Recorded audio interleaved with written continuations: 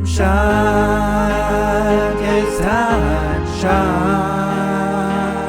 I'm in the place where my friends are, and I know together we'll go far. Yeah, time shot, it's time shot. And I'm still doing things the time shot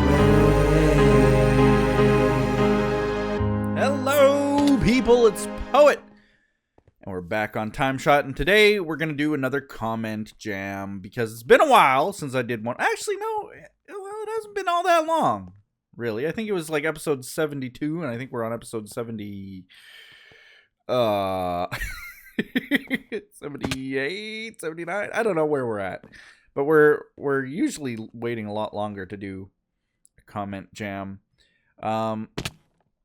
The last time, Fiance Time was the name of the episode, and we started working on this bridge here, which I think will be a major improvement to how this entire base looks. Like, when we go down here, and imagine that we're using a boat to get in, I always wanted it to be kind of epic in that, like, you're traveling by boat under here, you know, you're paddling in your boat, and above you would be this really epic bridge to get in. Just kind of, even though you're surrounded by walls of rock, the quartz still shines through. I like that idea. And I might even think about building things into the walls around those tall areas there. I don't know. We'll see how it goes with things. But yeah, another comment jam. There aren't very many of them, but let's jump right into it, I guess. Oh, I thought I had more to do in here. I guess I could shore up that wall a bit. I need more magma, though. All right, let's see. Hold on. I know that the screen froze, but I need to get my questions up. Ah, there we go. Now I want to be sure that it's not still frozen. Come on, do it. Technical difficulties. There we go. All right. We're back. Hello. Anyway, first question from Zella, or not a question. I always say question. People could ask questions, I guess. There's always a chance that I'll either reply in the comments or answer it in a video. I just don't say that this is, you know, quote unquote Q&A time or anything like that. I actually don't get all that many questions asked. But it's still a habit of mine to say, first question, next question. But the first comment is from Zella, oh my, and she says, only 2 reactions to this. 1, I guess Poet is not human.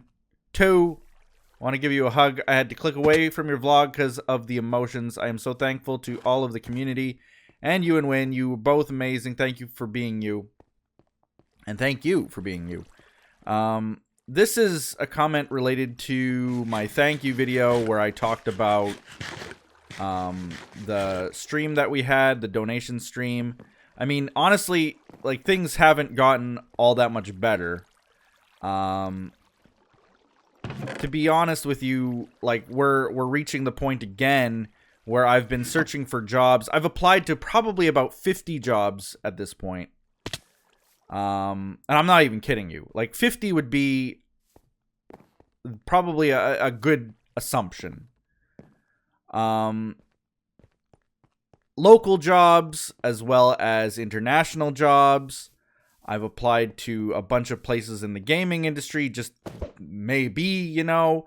I've had other friends send out my resume to different places. I almost said recipe. The recipe to my secret chili. I've had people try and help me. I've been so close to getting jobs where they'll tell me like, oh well, we'd love to hire you. We think you're a perfect fit. Oh, but there's no budget for it. You know, like I've been so close so many times, and it's so frustrating not to be there. I've gone to a few interviews, at which they've called me back and said, you know, oh well, we had to pass on your application at this time. You know, things like that. bummer after bummer after bummer. And it's almost like I can't win. No pun intended. But yeah, it's just this weird, like, I've never been in that kind of a situation before where, like, I used to even brag about it, okay? That I used to say that, like, if I can get into the interview, I will get the job. There's never been a time where I haven't gone to the interview and gotten the job. Like, that is the way that I used to treat job interviews, with so much confidence that it's almost overconfidence. But that, genuinely, I didn't know what it was like to not get a job if I had gone in for the interview. Like, if I wanted a job, I used diorite. If I wanted a job, I would get that job. That's the way that my life was. For as long as I've been searching for jobs in my life, since I was 14, 15 years old. I think I had my first job when I was about 14, just turning 15. Was a summer placement with a government agency, and worked there for a couple summers. And, like, I remember going in for the interview and doing it and doing great. And I remember one of my coworkers who got in with the same placement thing was like, a friend, my best friend applied with me and you got in and she didn't. And, like, that kind of comment. And it was kind of like, in my brain, when I heard that, I was like, well, I'm just better. Simple as that. I'm just better. I don't see the problem here. So there's always that kind of confidence that I had when it came to getting jobs. And then, like, to now face the fact that I've applied to, like, 50 places. I've rewritten my resume, I think 3 or 4 times now, just thinking, like, well, maybe it's because it was worded weird in this way. Like, well, maybe if I change the wording in this kind of thing, and, well, maybe if I make it a little bit more readable, and, oh, maybe it was too unique. Okay, well, do a more traditional resume. And, like, I've gone through all these different, like, maybe I have done this, or maybe I should have done this, and die. No. There we go. Where did he spawn in? Right here, I think. Might have been a little bit dark right here. Yeah.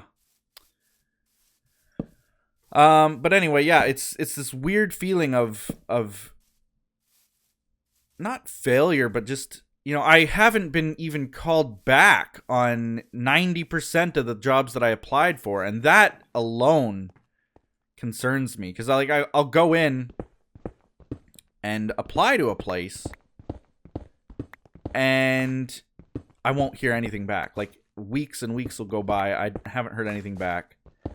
I go online and look, see, well, is the job even still available? Yeah, it is. So what does that tell me? Like, the job is still available, so clearly they just looked over my resume and didn't like it, or didn't think I was qualified enough or something. I don't know. I don't know what it is. But either way, it's sort of disappointing, that whole thing. So, I mean, I've been trying my hardest to get a job to help cover the bills and the costs and stuff. And it's just not happening. And it's the most worrying and frustrating thing in the world, because, like, there was this long span of time where I refused to try to get a job. Like, I really genuinely thought that YouTube would pick up again, or that some other kind of miracle would happen financially, that I didn't have to work so hard at getting a position somewhere. And when that didn't happen, that's really when I kind of messed up in that sense. I should have been, even a year ago, looking for a real job, but at that, it still wasn't, like, you don't do it until it's absolutely, if you don't, you're gonna starve to death. Like, I didn't want to stop doing YouTube or looking for a job or anything like that. Like, why would I want to? when things are working out. But then when things reach the breaking point, well, it might be too late, you know? So I'm disappointed in that sense too. Like, did I wait too long? Should I have been applying for jobs a year ago? It's really difficult for me to figure out where I went wrong or how I'm still going wrong. But, you know, I gotta keep my hopes up that, you know, eventually someone will see my resume and think, oh yeah, he'd be a good fit, you know. But yeah, clearly the most disappointing ones are the ones where I've gone for an interview and then had the reply back saying, well, no, we decided to go a different route. Or the ones where they've said, yeah, we'd love to hire you, we'll let you know, and then get an email back saying, oh, the budget didn't get approved to hire you, so unfortunately, maybe another time. Those are the ones where, oh, those are so frustrating. But, you know, keeping my chin up. But yeah, we're getting to the point again. The reason I mentioned all of this and relating to that comment is that, yeah, we are reaching the point again where, you know, either we're going to have to do some other kind of a financial dire straits stream again to help raise funds, or we're right back in the same boat again. And I don't, like I said before, I don't want to be in that situation again. And the chances of people coming through and donating again are slim to none, in my opinion. Like, I'm sure that we'd get some support, but honestly, I don't expect people to, you know, support us like we're a family member or anything like that. It's not going to happen. But anyway, yeah, I'm still thankful, though, to everybody who did support us, and it really has helped. I mean, we literally would not. I mean, I'd probably be. I don't even know where I'd be right now. I don't want to say the worst case scenario, but honestly, like, close to homelessness is what I would say. And Wynn might be in the same situation, living out of her car kind of thing. And, you know, I even jokingly said, like, one day I'm going to just drive up to my bank and hand them the keys to my car and say, you know, here, preemptive repossession, take it. You know, I can't do this anymore. But as funny as that is, to say something as extreme as that, that's a genuine possibility. You know, we're in that kind of financial situation month after month after month after month, and it's because we're paying 2 bills and everything. I'm gonna get to that, because that's another question, or another comment. I mean, see, I did it again. But anyway, yeah, we are still super grateful and thankful to the community, everyone in it, how supportive they've been. We were blown away. Like, we didn't even think that we would get the support we did.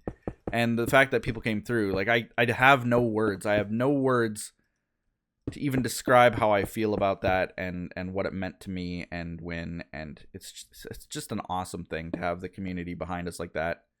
It's like having an extended family, honestly.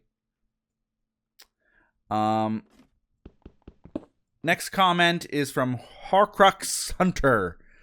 And they say, I'd imagine that the tune-out you described could have something to do with your parents arguing. So this is the same video.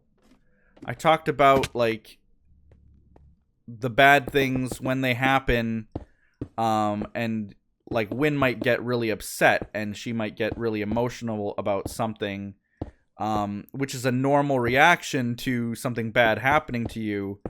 But for me, I zone it out almost. It's like this weird, like, numbness feeling. It's not numbness, but it's like I don't feel the same things. I can block out a lot for some reason. Man, I just went through all of that stained glass. Really? All right.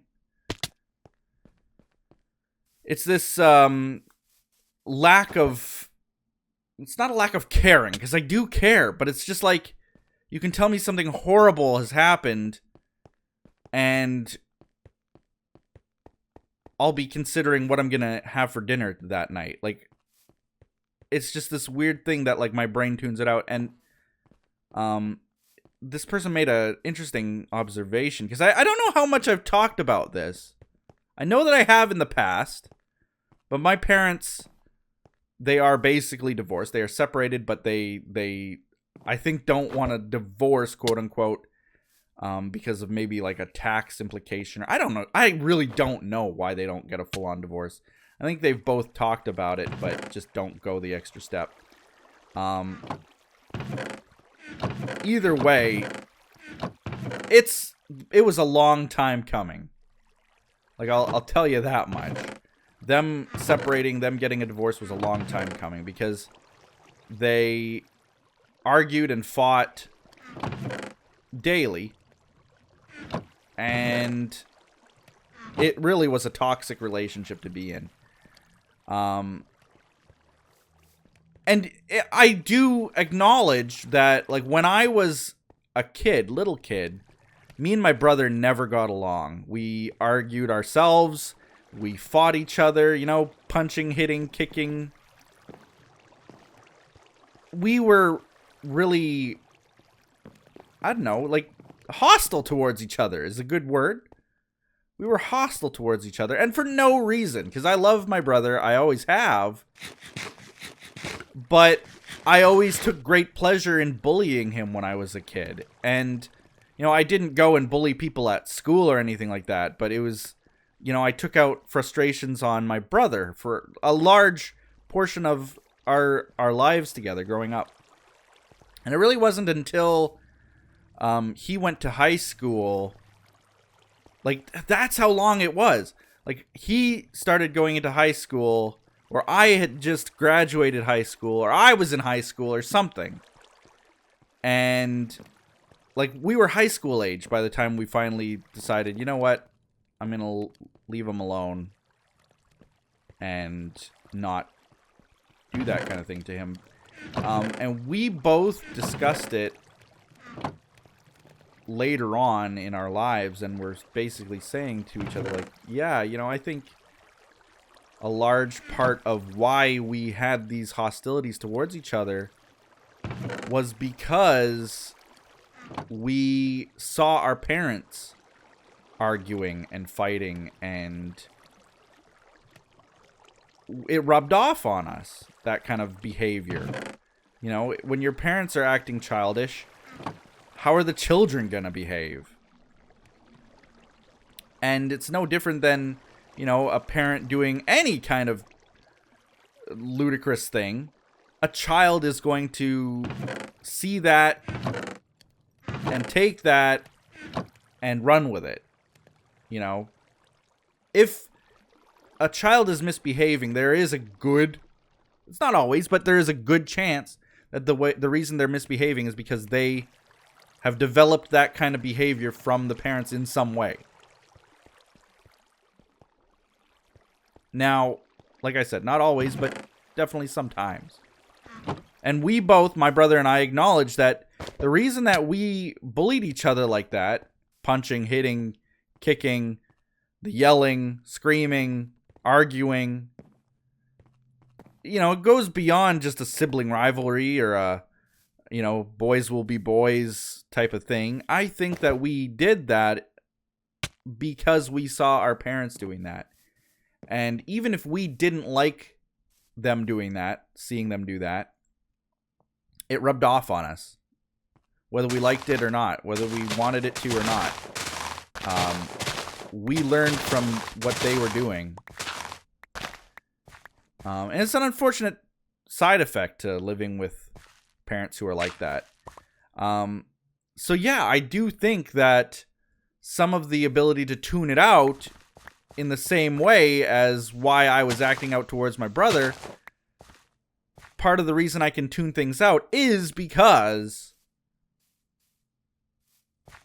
I had to tune it out a lot. You know, there were nights where I would go to bed and you're trying to sleep, you know, you're 10 years old, 11 years old, whatever, and you're trying to just sleep. And you can just hear screaming from your parents, arguing, yelling, cursing. And it doesn't stop. Hours might go by, fueled by alcohol and whatever else. And it just... It was very tough to live with. Like, extremely tough to live with. Where, you know, there were nights where I remember myself, like, I would yell back. I would be in bed trying to sleep with the pillow over my head, and I'd be yelling in the direction of the outside my bedroom for them to shut up. You know, I would be saying that. I would be the one yelling at my parents saying, grow up. Why don't you two just grow up? And it happened every night. Like, I'm not even kidding you. Like, every single night. And I'm getting a little bit emotional with this, but like it didn't stop. My parents hated each other. It was very apparent. And yeah, some of it, like I said, was fueled by things like alcohol, but they genuinely just didn't care for each other. And because of that, like, it happened every night that there was screaming, that there was arguing, that there was bitterness, and it wouldn't stop. And you do learn as a small child, my brother, even younger than me, I think, learned to tune it out. Like, the weird thing is that I don't remember my parents acting like that when I was really, really little. And yet my sister distinctly does remember that. My sister being older than me. She definitely distinctly remembers them arguing and fighting and all of that. Long before I remember it happening. So it's almost like my brain even blocked it out. So yeah, probably a large portion of the tuning out that I experience, that I do, is because it's just how I learned to deal with emotions and terrible, upsetting situations, is to tune it out. You know, how can I sleep tonight? Well, I tune it out. And that's a sad thing that, you know, that's maybe a skill that I developed as a child. That it's sad to think that, but genuinely a possibility. So it was kind of interesting that, you know, I never really thought about that being the reason before I read that comment, and it makes so much sense. Like, so much sense. I can't even... How could it not be that? So thank you for that comment. It kind of made me think about things in a very almost disturbing way. That, you know, two people fighting, arguing, could have that level of effect on a small mind, you know? I don't mean small as in stupid. I mean like my childhood mind.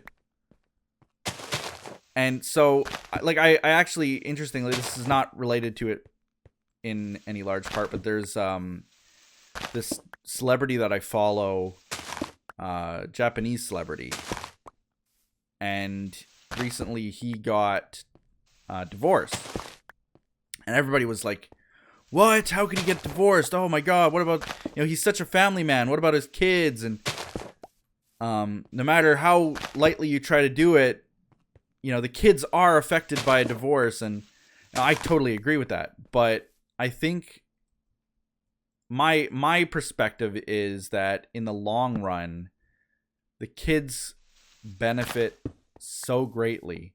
You know, maybe they don't have one of the parents in their life as much as they need, but having the two parents together, arguing, fighting, being toxic towards each other,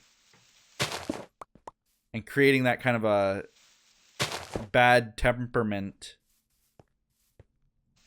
it's not healthy. It's not good. And I do absolutely believe that in the long run, it's better to get the kids out of that kind of situation. And I'm using myself as the perfect example of why that is. Because I don't think that it is good to not be emotional about things that are affecting you. And I want to feel. I want to be myself. I don't want the fact that I don't feel something to be because of the way that my parents behaved. And that's just something that I've had to reflect on recently now because of that comment and just things going on. It's an interesting thing to think about. Anyway. Next comment. Thank you for that one, though. Like, I do appreciate those kinds of comments. Like, a lot. Like, those make me think and reflect and maybe explain some things. And I appreciate that so much.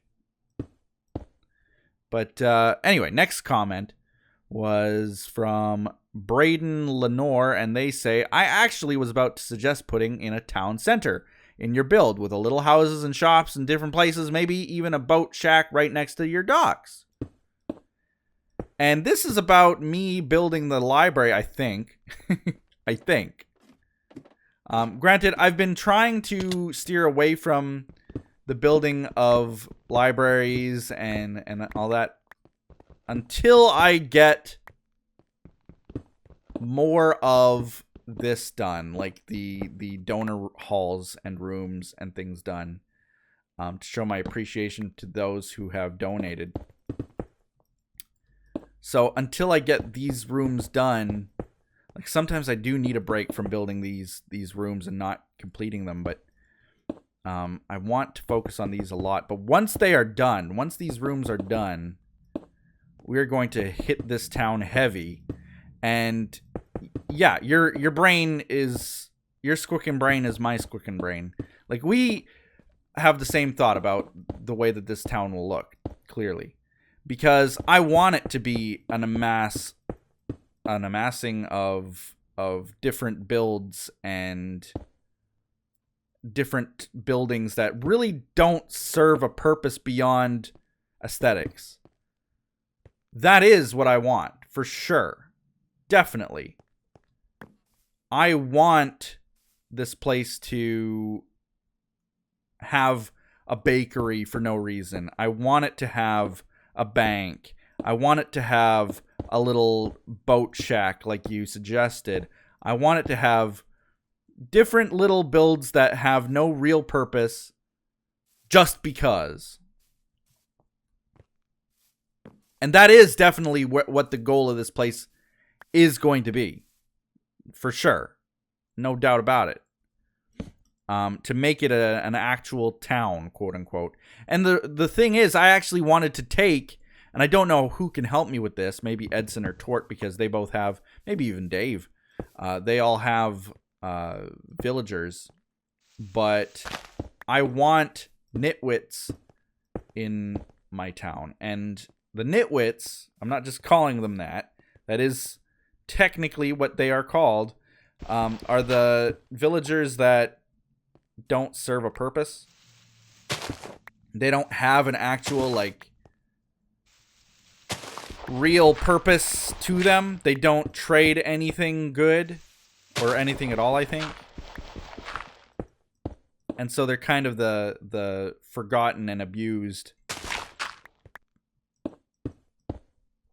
So I've even considered, like, we have that fake orphanage in the town right outside of spawn. I'd be willing to take some of the nitwits from there, because that's where the nitwits go. Rather than have Edson kill them, they set up a little orphanage to house them. And rather than them all die to Edson's cruelty, why not have them come and live in my town? Like, I would totally like that, because I don't need them to have trades. I don't need them to serve a purpose. I just want villagers in the town to fill it up and have townsfolk and give them little odd jobs, like a librarian. That one I might actually need the librarian villager. But for the most part, they would all be the ones that don't have trades.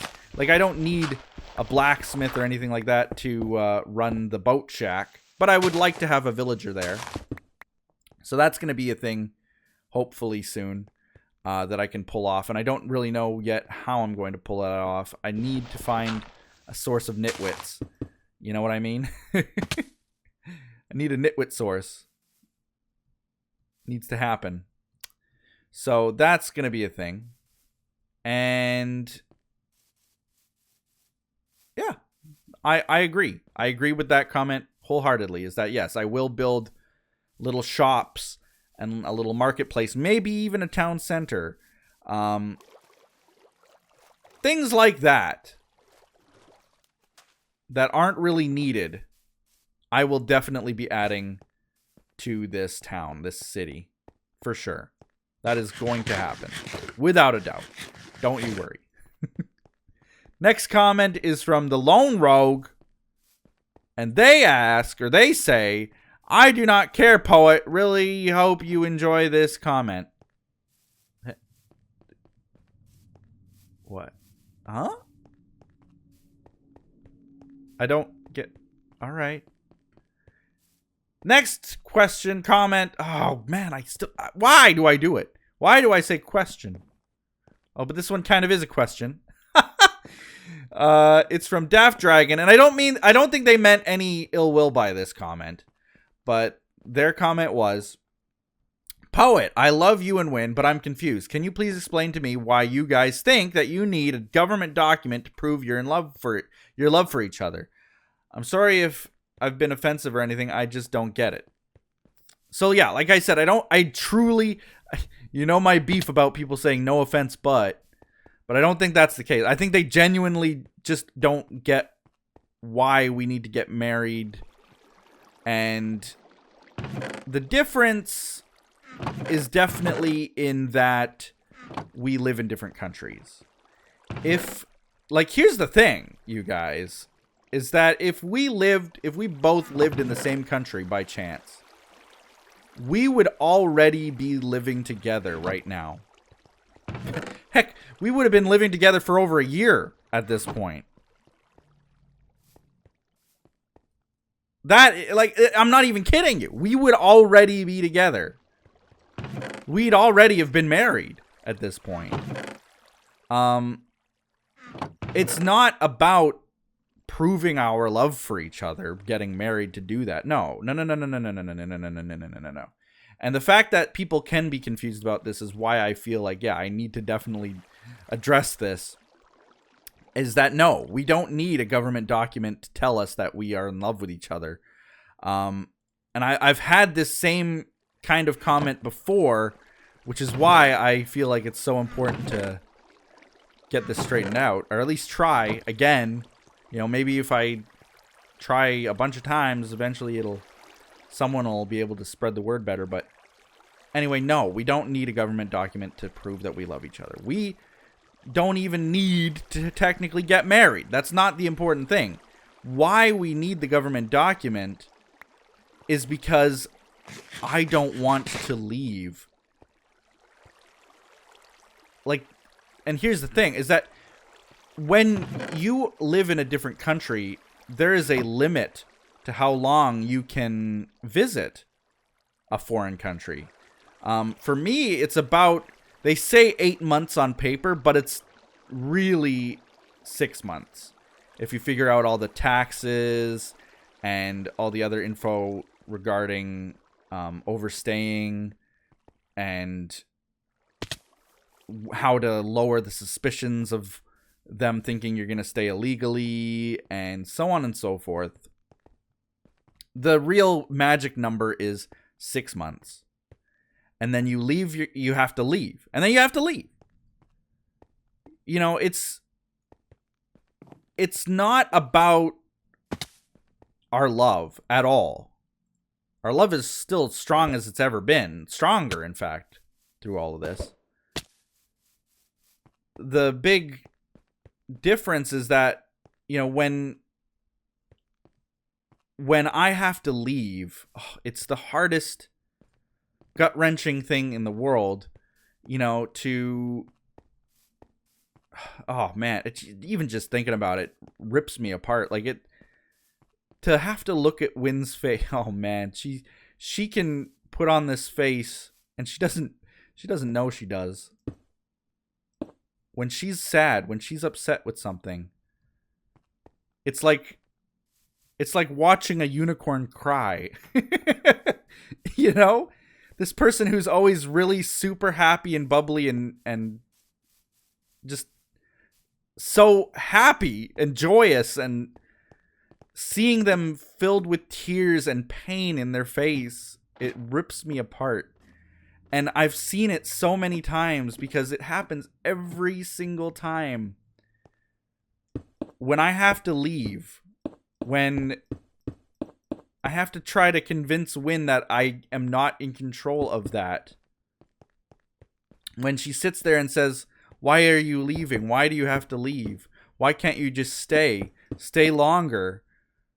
And I have to say to her, no, I have to go home. I have to take care of things in the house in Canada. I can't overstay my welcome here, or I won't be allowed back in ever. Or for at least 2 years. Like, I'll be banned from entering. I can't overstay. And, like, there's so many other things why I can't just stay permanently, beyond the fact that it is illegal for me to stay there permanently right now. So the reason that we're fighting to get married, the reason that we're filling out all these documents and getting a green card and a visa and all this, is because I don't want to have to see her sad anymore. I don't want to leave.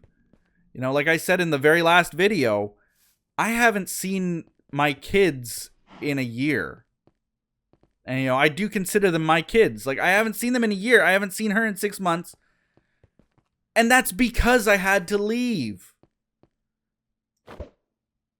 I love her so much, and I can't be there because I haven't filled out... Well, we are going through the process of doing the government document so that I can stay.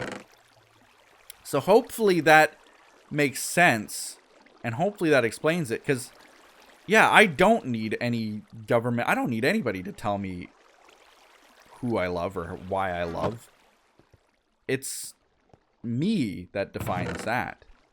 But the ability to stay and not have to be deported is really the key. Like, that, I don't want to leave my family anymore.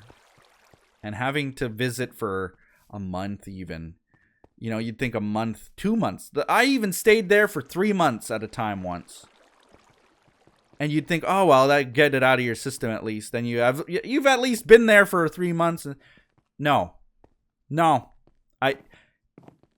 It just doesn't make it any easier. We still get destroyed by it every time it happens, where I have to leave. It breaks us every single time. And there's no easy way to get around that, unfortunately, until we get married and change the status and I become eventually a citizen and all that. There will always be this possibility that they'll kick me out, and I don't want that to happen ever. So that is what we're working towards. Hopefully that makes some sense and answers the question that you had about that, about why we need that government document. It's definitely because we don't want to leave each other again. So, anyway, that was the last comment, and I hope you guys enjoyed it. Lots to think about, lots to say, and I appreciated all of it. So, thank you guys for leaving those comments and making me reevaluate myself, reevaluate things going on in life, answer some questions about why we're doing what we're doing, give me the opportunity to say thank you again. And yeah, I think that was a good one. That was maybe one of the best comment jams that I've had to recent memory. And keep it up, guys. I really appreciate a lot of the comments. I gotta say this. I didn't mention a lot of them in here, but a lot of the comments were very similar to Zella Omai's, the very first comment that we had in this video, where she was saying, you know, I'm so thankful to the community and you and Win, and you're both amazing. Like, there were so many comments like that, and which is such a good thing. Like, guys genuinely put a smile on my face this morning reading some of the comments about just how touching they were. And you know, I know that you guys don't expect me to highlight them or anything in these videos, but say nice things like that all the same. Like, honestly, it blew me away to read a lot of those comments. Very touching comments, all very supportive. You know, we got your back. We love you guys. I love your videos. Keep it up. You know, like all those kinds of videos. They make a world of difference to me, whether you know it or not. So thank you so much for everything. And yeah, leave your comments on TimeShot episodes. And there's always a chance that I might just highlight it in the next comment jam. And with that, we'll be seeing you guys next time on TimeShot. Bye-bye!